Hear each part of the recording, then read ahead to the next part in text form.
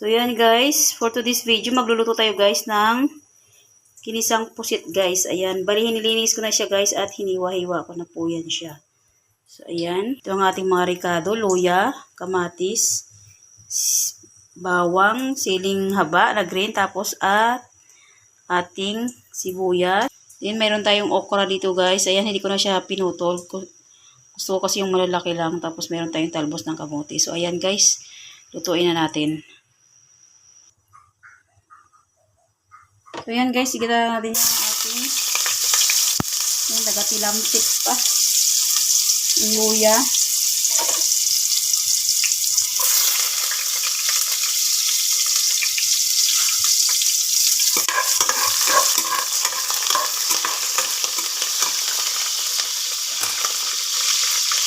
Sunod natin ang ating bawang. Ayan. Sunod na lang. Kamatis. Sibuyas. Ayan. Tapos pa natin guys.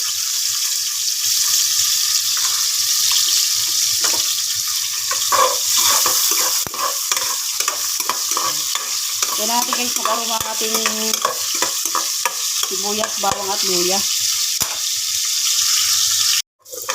Ayan guys, kaya natin ilagay ang ating kamatis.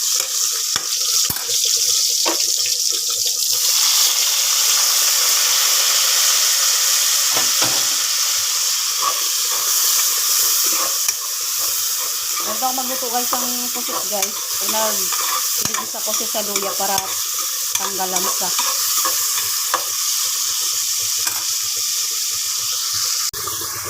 Ayan guys, nilagyan ko na siya ng bitchin. Ayan, naparami yata yung bitchin ko.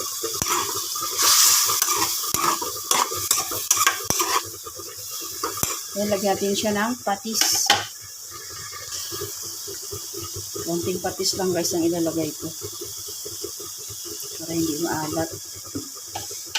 Ayan, mekos-mekos lang natin.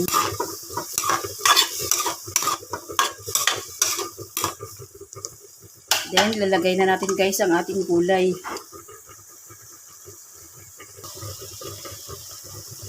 Lagyan natin ang okra. Sabay-sabay na natin guys ang ating gulay. Ayan. Para mabilis maluto ang ating talbos. So, ayan. Pekos-pekos lang natin guys. Tapos lagyan natin siya ng ating fresh calamansi.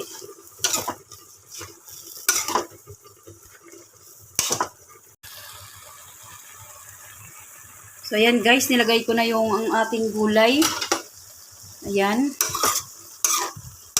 Maglagay na tayo ng fresh calamansi. Ayan. Pwede naman kayo magdagdag dito guys ng ibang gulay. Pwedeng malunggay, talbos ng kamote.